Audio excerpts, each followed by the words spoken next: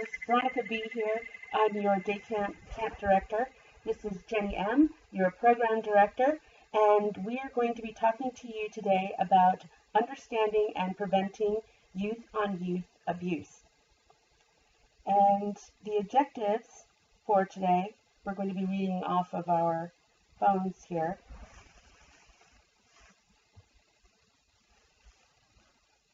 The objectives are the overall objectives of this course is to improve the ability of seasonal staff members to prevent, recognize, respond to, and report inappropriate youth-on-youth behavior, including inappropriate sexual behavior that might occur in any scouting program. We're going to discuss ways to reduce or prevent inappropriate youth-on-youth behavior. We're going to recognize inappropriate youth-on-youth behavior, including inappropriate sexual behavior, explain how to generally respond to inappropriate youth-on-youth behavior, state the BSA requirements for reporting inappropriate youth-on-youth behavior, demonstrate the ability to accurately assess and respond to youth-on-youth incidents. If you happen to have your PowerPoint handy, you might want to have that opened and going along with us with this video. So this is not the youth protection training, but it is youth on youth. I just want to make sure that that is clear, that we are not giving a YPT, but youth on youth incidences are something we would rather not talk or even think about, but we must. Abuse does not always fit neatly into one category or a typical pattern or a type of behavior. It may cross into multiple areas, including bullying, hazing, physical contact, sexual talk, inutilations, games, exposure to inappropriate materials, and sexual contact and assault. It may be a single incident or evolve over several escalating incidents. It is important that we remind everyone that youth-on-youth abuse can occur in scouting during any activity, but especially where observation or adult supervision is limited. This includes overnight activities and events that occur in less structured environments, as well as secluded areas in regular meeting places. Higher risk situations include overnight hotel stays, overnight tenting and camping, and situations involving group latrine or showering facilities. This training cannot cover all possible types of instances. Remember that good judgment, common sense, and placing the safety of the scout first will always be of paramount importance. The facts. More than 1/3 of serious physical and sexual abuse incidents are committed by youth. That is from the U.S. Department of Justice, Juvenile Justice Bulletin 2009, juveniles who commit sex offenses against minors. Nearly 1 out of every 4 students, that's 22%, report being bullied during the school year. Research indicates the peak age for male youth offenders is age 13 to 16. Targets of abuse and sexual abuse tend to be boys and girls 3 to 5 years of age younger than the perpetrator. Sexual experimentation can lead to abuse. Youth offenders who groom and abuse can be of any age or demographic. So now is the time. Youth safety can be leveraged into a culture, youth watching out for youth, willingness to tell adults what they see and fear. Adults can foster a safe environment by building on the youth-driven culture of keeping peers safe from harm. Youth have become acutely aware of safety issues due to school shootings and media coverage of national abuse cases. Youth and medication. One area to be aware of is that more and more youth are taking medication for behavioral and cognitive issues. Camp directors and camp staff are encouraged to inquire about known issues at pre-camp and leader meetings to ensure positive experience for all. Situational awareness. The effectiveness of the BSA's youth protection program depends on the commitment of every leader to remain situationally aware and be willing to act when indicated. The consequences of one incident can be devastating for all involved. Simply put, situational awareness is being aware of everything going on around you. It means adopting an attitude that recognizes that if it does not seem or sound right, the situation mandates for further investigation and awareness. Youth protection can be achieved only through the shared involvement of everyone in Scouting. If we fail to keep our Scouts safe, the consequences can be devastating to the youth, family, and the unit. Experience. Summer camp staff should be mindful of older staff members going into the cabins of younger staff members and performing an initiation to camp staff. It could include staff members holding down the target so the initiation can be performed.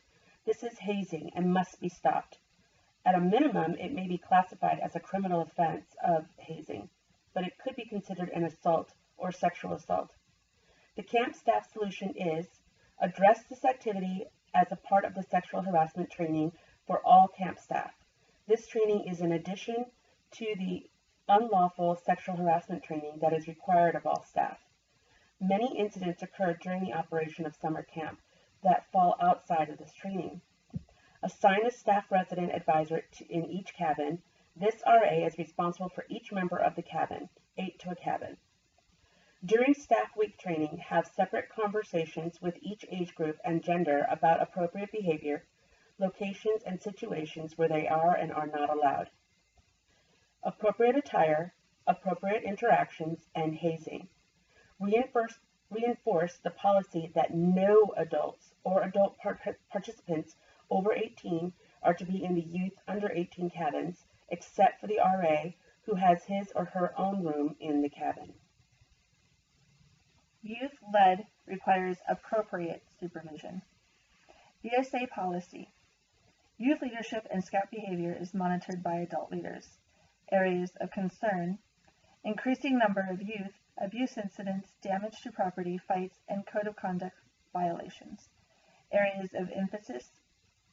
The dynamics of longer-term camping, leaders taking a break, backseat, leaving discipline to youth or camp staff, turning a blind eye to pranks and vandalism, adopting a they are just kids being kids attitude, incident numbers rising at camp progresses, traditions versus approved program. Recommendations: facilitate a youth-led but adult-guided program, monitor youth leadership, provide adequate leadership including the investigation of sights and sounds, actively engage as a leader, discuss lights out and bed checks,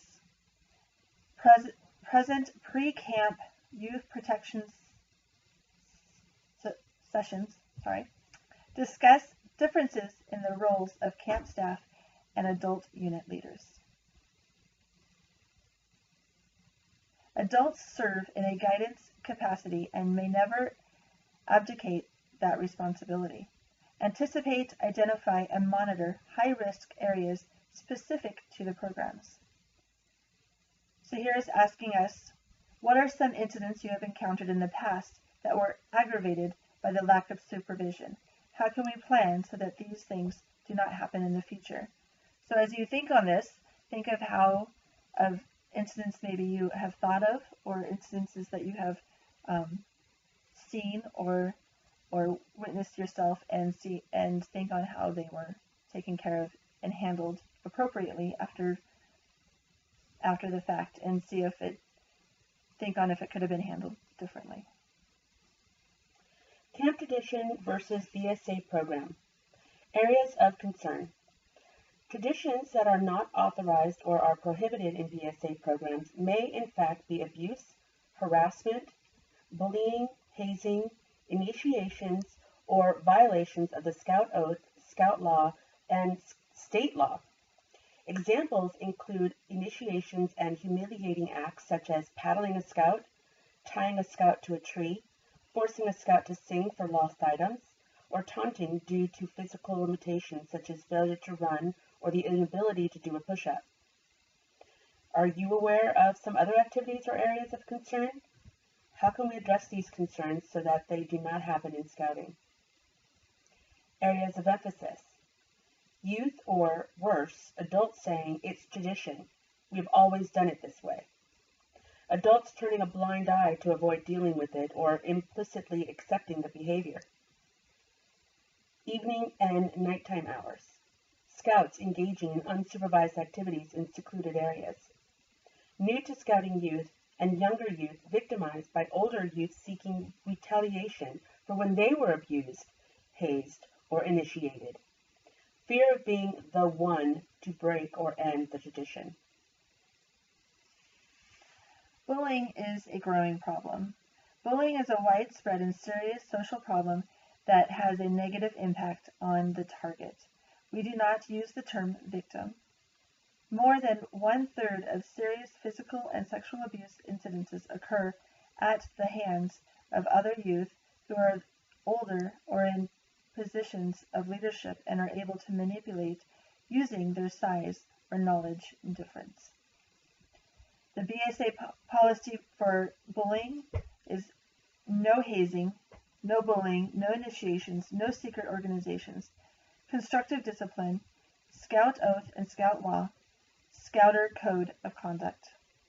Bullying at camps and situational awarenesses, areas of concern, group gang bullying, roving bullying groups of youth away from their home unit, pushing youth out of meal lanes, pinning, threatening, or touching youth in restroom and shower facilities, making fun of, targeting youth with disabilities and other perceived differences that include obesity, sexual orientation, minority, or social status, or faith, religious faith.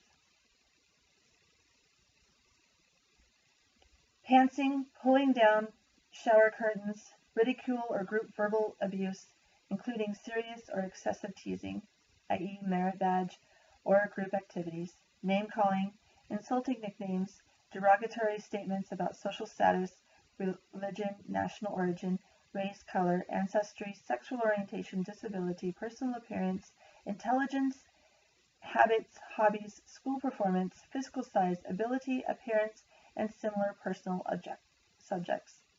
Areas of emphasis, large environment, and anonymity of camp setting, conducive to negative behavior. Difficulty identifying culprits due to multiple units unknown to each other. Fear of reprisal. Fear of targeted and victimized youth. Unengaged leaders. Unfortunately, most incidences of abuse of youth are not stopped and go unreported. This occurs for several reasons. Youth are often afraid no one will believe them, or they will not be accepted if they say something about the abuse. The youth may feel responsible or blame themselves for the abuse, or feel that others will see them as weak for letting it happen and not standing up for themselves. Some youth may have participated in an activity and later regretted it or realized that they were manipulated. Youth are often intimidated by the perpetrator, whether an adult, older youth, or peer, and the unknown can be a scary thing. What will happen to them or the perpetrator if they speak up? Recommendations. Scout-like behavior does not include any form of abusive behavior. Participating or engaging in abuse may result in immediate removal from camp activities and scouting. Abuse will be reported to law enforcement when appropriate or required. See it? Stop it. Remove perpetrators immediately if warranted. Hold pre-camp meeting to explicitly state behaviors that will not be tolerated. Put an emphasis on large buddy groups. Discuss bystander-upstander responsibility. Recognize those who report are upstanders. Require more adult supervision in target areas, latrines, changing areas, showers. Emphasize to youth that voicing opinions is okay and safe. You are the key to creating a safe, bullying-free environment for scouting youth. You define the expectations. Experts say that leaders can sometimes tell when a youth who is new to the unit may become a target for bullying. Individual factors such as temperament, social competence, physical condition, e.g. overweight or underweight, speaking another language at home, special healthcare needs, perceived differences, sexual identity or orientation, race, ethnicity, religion, or the presence of a disability may put a youth at greater risk of being bullied. Leaders should be reminded to identify these youth and take measures to help ensure their smooth integration into a unit. Leader intervention is key. Because youth may be reluctant to report abuse, it is important to repeat key messages, reinforce the Scout Oath and Scout Law, and encourage youth reporting. Youth need to understand that it is their role to watch out for others, and it's okay to report all abuse and safety concerns to leaders. Recognize the upstander. An upstander is someone who takes action, particularly when the easiest or most acceptable course is to be a bystander and do nothing. An upstander in scouting always applies the barriers to abuse and the Scout Oath and Scout Law and does not allow another to be bullied, harassed, or abused. Be an upstander. Get involved. If you see something, stop it. If you know or suspect something, report it. If you are not sure, seek the advice from an expert. Scouts First Helpline. If a scout is bullied because of race, color, national origin, religion, sexual orientation, or disability, and help is in solving or dealing with the problem is needed, 24/7 assistance is available. They're to call 1-844-SCOUTS-1, 1-844-726-8871. What are some bullying incidents you have encountered in the past? How are these incidents dealt with? Is there anything we can plan to do so that these things do not happen in the future? Good question. Lack of respect, harassment of co-ed staff. Areas of concern, unwanted advances and harassment of staff, unwanted sexual or suggestive advances, verbal harassment, unwanted touching. This is a heavily overlooked area of preparation for most units. Nearly all camps have co-ed staff. Many youth are attending camp have not experienced a resident situation with co-ed peers outside of venturing and exploring. It is important that all scouts understand what is expected of them with regard to their behavior at camp and how to interact with the camp staff. Areas of emphasis are jokes, smirks, photo taking, pointing, oogling, peeping Tom activities in private areas, leaders and youth veering at others in the pool, lakefront, climbing wall areas, games such as guess what color and ranking of other youth staff, leader comments such as females don't belong at camp and females are inferior counselors, failure of leadership to prepare youth by setting proper expectations and providing proper examples, immature youth in co-ed environment, youth not accustomed to being around members of the opposite sex. Harassment. Define expectations. Immediately and appropriately call attention to the behavior. Be obvious that action is being taken without causing shame or embarrassment. Use the Scout Oath, Scout Law, and Code of Conduct as tools. Require respectful conduct by all leaders, staff, and youth. Make it clear that sexual matters of any type have no place in scouting, including relationships, discussions, and online content. Create a culture for safe environment. Recommendations. Give youth permission, encouragement to report to protect your own. Post information on the Scouts First Helpline, which offers 24/7 reporting and support. Explain the difference between bystanders and upstanders. Recognize upstander behavior in an appropriate manner. Engage group reflection on expected behavior. What are some incidences that you have occurred in the past? Remember that the issue may not be just co-ed. There may be some same-sex incidences we need to be aware of as well.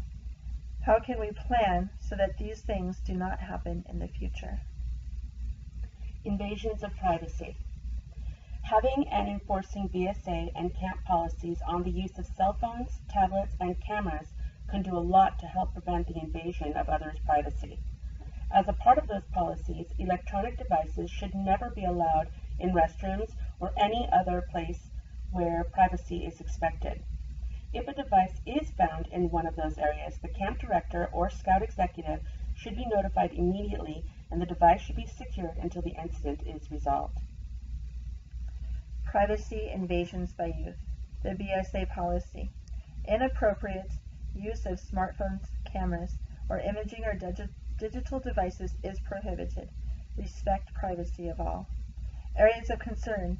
Youth taking inappropriate pictures of themselves, other scouts, and staff. Possible involvement of adult cyber predators posing as a youth without the youth's knowledge. Permanency and worldwide availability of images uploaded to the internet. Possible of uploading images lending to embarrassment, extortation, and sextortation. Areas of emphasis. Wide availability of smartphones for youth. The ease of taking pictures and videos. The ease of uploading and sharing images and videos. Apps like Snapchat that make it difficult for police to recover sent, shared, deleted sexting images. Recommendations. Abide by the camp policy for the use of cell phones and tablets before camp begins. Share the policy with campers and then follow through. Do not allow devices in restrooms. Immediately notify your camp director if an incident report occurs. Inappropriate behavior. Camp managers understand that teenagers and young adults are confronted with complicated social norms that can create risky and even dangerous situations in the form of inappropriate games, experimentation, or other activities. These do not belong in scouting and violate youth protection guidelines. Scouting and camps must be safe spaces free from this behavior. The BSA policy. All adult leaders, camp staff, and youth members have responsibility. Everyone is responsible for acting in accordance with the Scout Oath and Scout Law. Physical violence, sexual activity, emotional abuse, spiritual abuse, unauthorized weapons, hazing, discrimination, harassment, initiation rites, bullying, cyberbullying, theft, verbal insults, drugs, alcohol, and pornography have no place in the scouting program and may result in revocation of membership. For more information, please see the BSA's Guide to Safe Scouting and other youth protection resources available at www.scouting.org.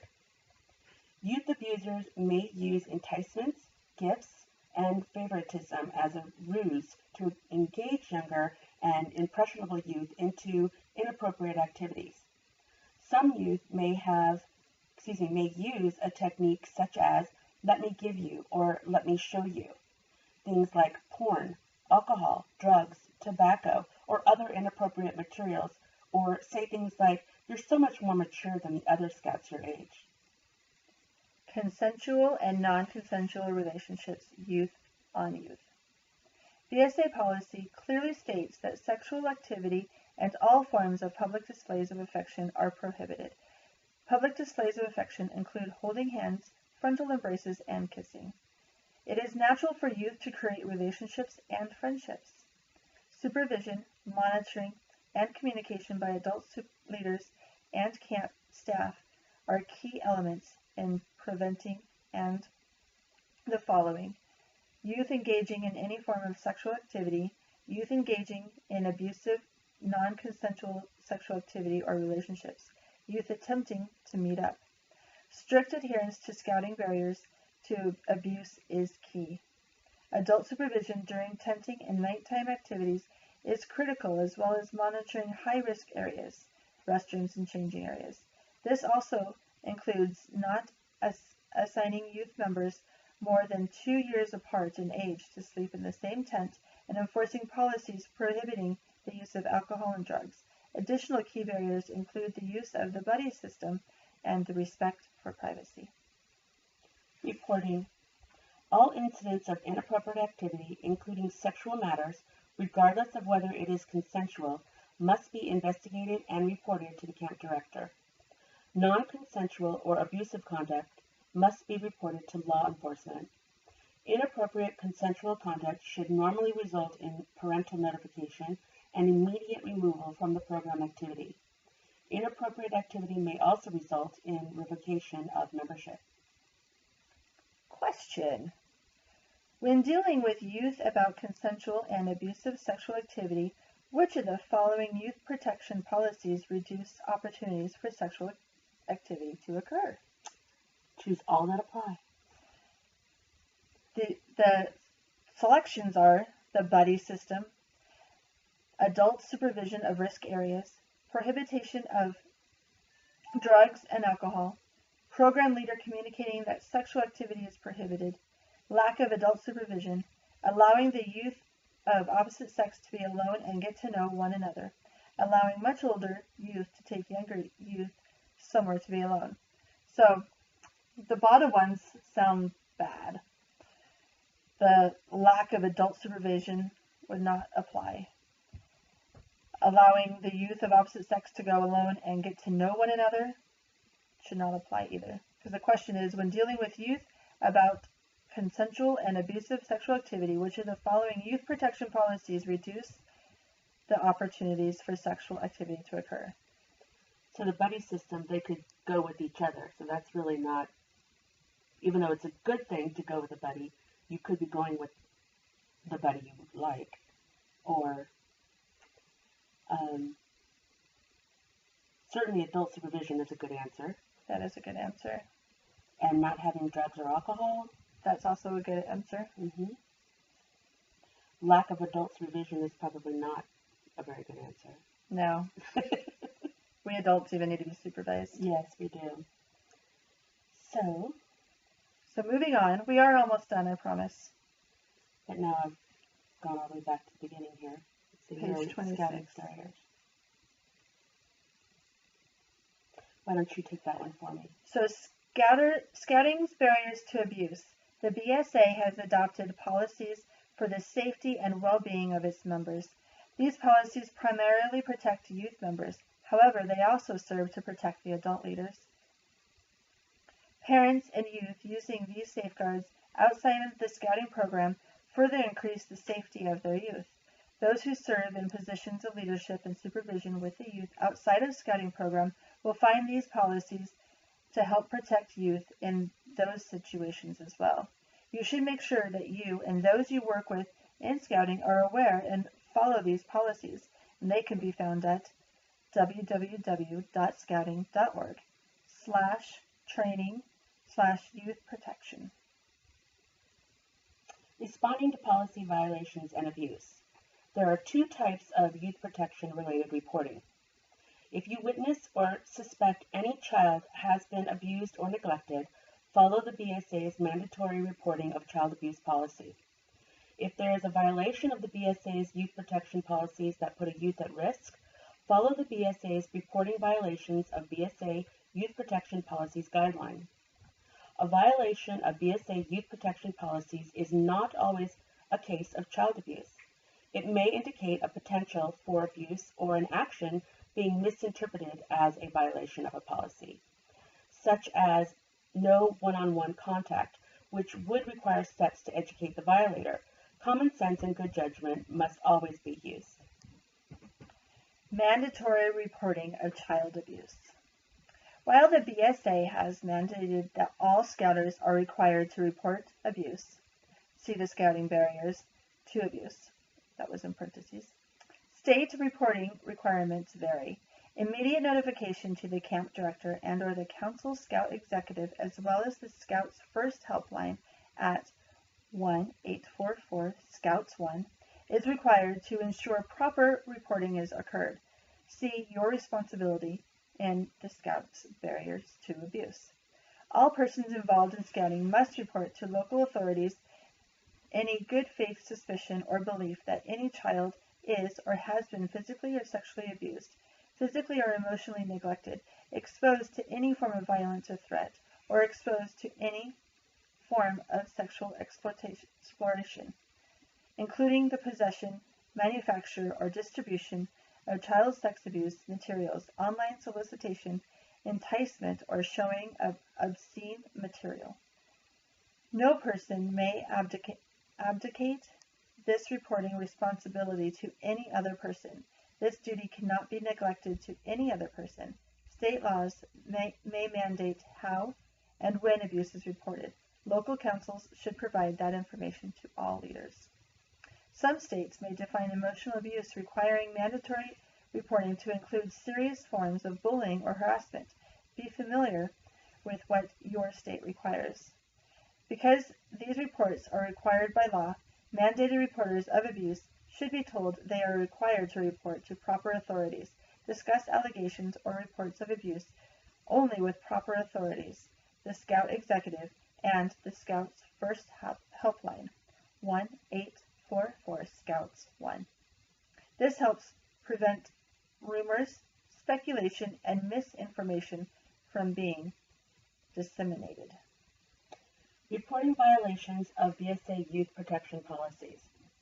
If you have reason to believe any of the BSA's youth protection policies, including those described within Scouting's barriers to abuse, have been violated and that a youth was put at risk, you must immediately follow your camps reporting requirements or notify the Scouts First Helpline at 1-844-726-8871.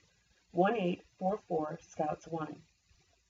Incidents requiring immediate notification to the Scout Executive, Camp Director, Scouts First Helpline, or event leader, and, if appropriate or requested, law enforcement officials, include any threat or use of a weapon, any negative behavior associated with race, color, national origin, religion, sexual orientation, or disability.